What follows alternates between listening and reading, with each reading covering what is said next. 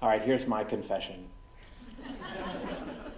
Growing up in Wichita, Kansas, I always wanted to come to New York and become an actor. But I had a problem.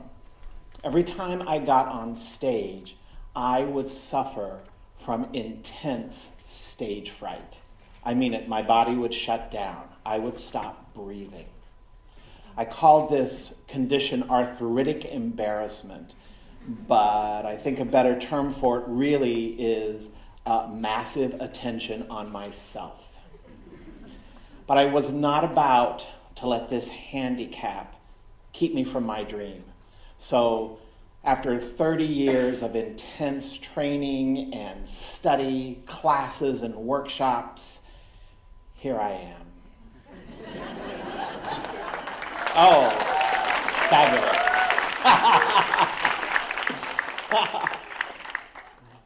See, the journey that I took, though, and all the things that I've learned, led me beyond the realm of being an actor, and that's what I want to talk about today. I spent 3 decades studying the principles of the performing arts. And these principles are all about how can you be present on stage. But I found out that these principles are not just the tools of an actor. And I have been using these principles in offices of CEOs and executives and in companies and business schools, as you heard, all around the US and all through Europe. And these principles are very much about mindfulness. In our business, we call them being present. And these principles are, I would say, profoundly simple and incredibly difficult. You see, an actor, in order to be present on stage, an actor has to be able to just stand. Just stand here. Not stiff, not like a robot, but just stand. We call this being in neutral. An actor must be able to breathe. Full body breaths from the belly that allow you to plant your feet firmly on the ground. An actor needs to be very much aware of what's going on below the neck. What are the emotions that come up? What are the feelings of those emotions? What are the impulses? What are the instincts? And you need to be able to just notice them without getting hooked on them. You need to know when you can bring one up or when you just want that impulse of anger or sadness or joy, when you just want it to float on by. An actor needs to be able to listen. And listen in 360 degrees surround sound. You need to listen to the rhythm of the play. You need to listen to your fellow actor. You need to listen to the audience all at the same time. And sometimes in order to listen, you need to pause. For an actor, filling the stage with sound and filling the stage with silence is equally important. And an actor must be able to see what's in front. See who you're talking to. How is what you're saying landing out there? What is their response? You need to be curious. You need to not only just see, but notice, and not only just notice, but investigate out in front of you. So studying all of these principles began to allow me to take my attention off myself when I was on stage. But I realized that if I was really going to understand them, if I was really going to embody them, I needed to teach them. So I started to teach other actors to be present. But the strange thing is that civilians started to come and take my classes and workshops. A civilian would be a non-actor. Like a marketing guy or a salesperson or something like that. And this is what led me to this very strange world called the corporate world.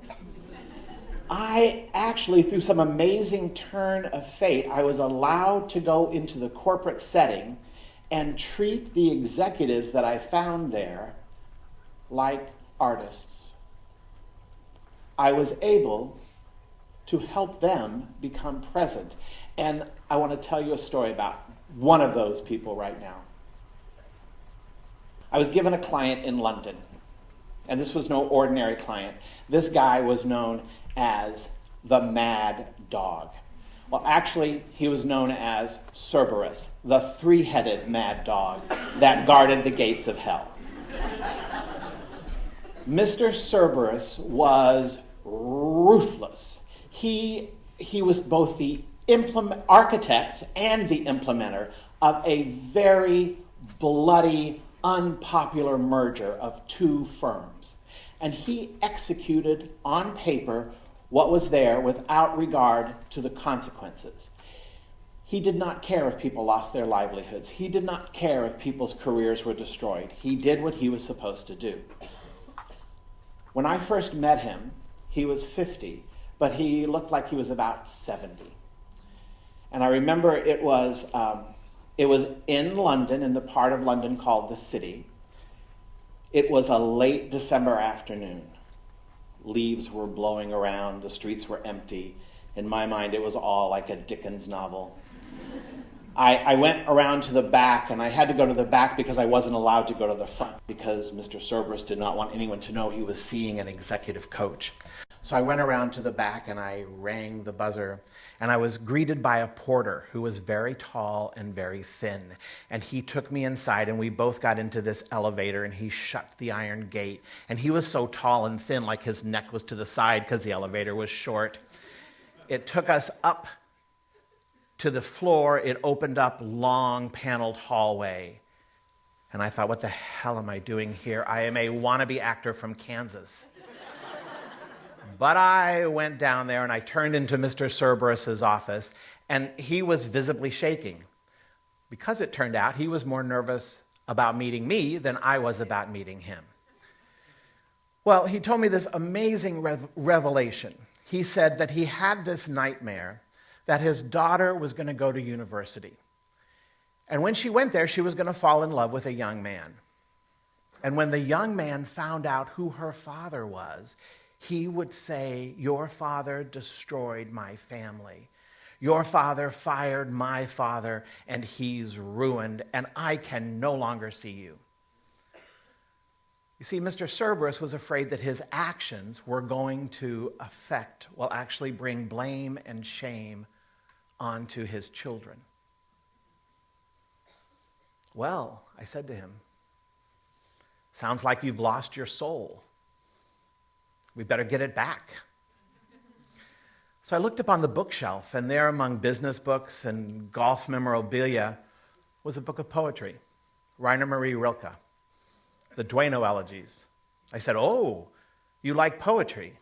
Okay, he was immediately defensive and apologetic. "I do not like poetry. That's from the university. I don't know what it's doing up there." I said, "Well, I have an idea. Take that book. I want you to read me the first poem." He stared at me in utter disbelief. I said, "No, I'm serious. I want you to read me this first poem. Not only do I want you to read it to me, but before you read it, I want you to stand there and breathe." He stood there all right, but with complete distrust. He had no idea if I was making a joke, if I was making fun of him, and I said, "No, I mean it. I want you to breathe a full body breath."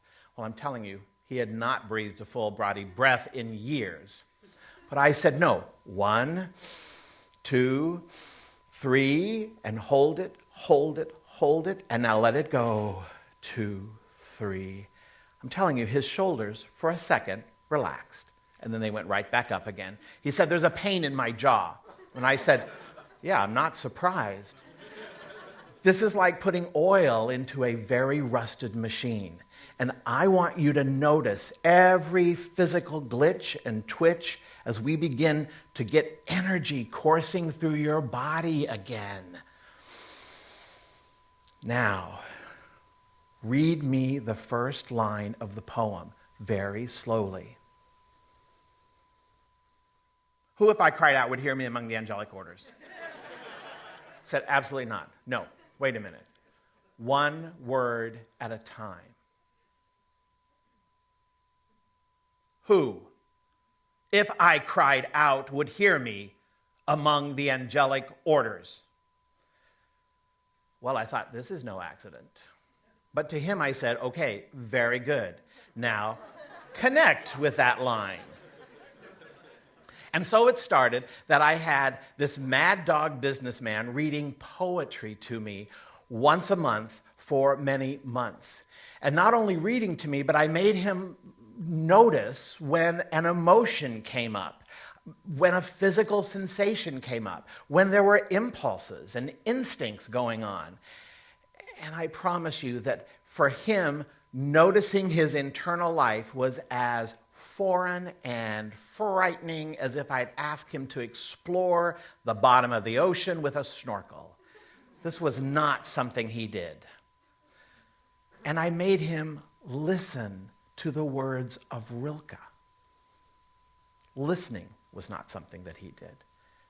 And I've said, I want you to notice when you speak to me what effect you have on me. I want you to be curious about your impact.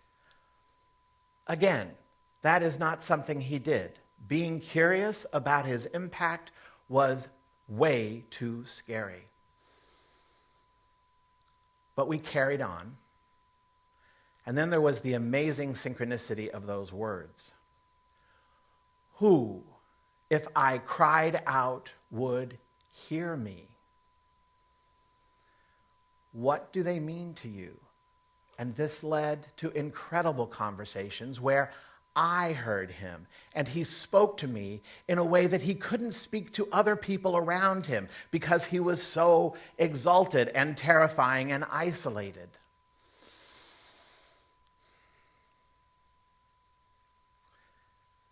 We carried on this way for almost a year, and his humanity could not help but leak out. As about 9 months in, I said, so has anything changed with you and your staff? And he said, no, I am still hard on them. Except that as he began to understand his internal life, he started to see, oh, they have internal life. As he had feelings, maybe they have feelings. As his internal world began to grow, his external world began to expand. He said to me, sometimes I see that when I say something to them, they get angry, or maybe they get hurt. So then I feel like I ought to say, well, look, it's not personal, it's just business. Or I ought to say, that was bad, but you do good work. I'm here to let you know that Mr. Cerberus did not lose his reputation as a ruthless boss. But he did have another reputation, eventually, as a beloved boss. 2 years after our engagement ended, I went to visit him, and I was surprised to hear that he had each of his executive team hire a personal coach. He had put a gym in the basement of the building. On the first floor, he had built a cafe. In the lobby, he put a grand piano where every Friday at 4:30 there was some sort of concert. You see, a good working environment is very important for productivity, he told me. If your staff feels like they are treated well, they in turn will treat the company well. Wow, that is very good to know, I said. And so I left. The last time I saw him, he was standing on a balcony overlooking his peaceful kingdom. And the point that I want to make is that as an actor, I found enormous benefits to mindfulness, or, as I said, what we call in our business, being present. When you live outside of your mind and into your full body experience, you can interact with the world in a completely different way, and you can begin to have the kind of impact that you want to have. This is what happened to my mad dog businessman. And so I want to end this talk with saying my title once again. And my title is, ladies and gentlemen, direct your attention. You have no idea the places it can lead you. Thank you very much.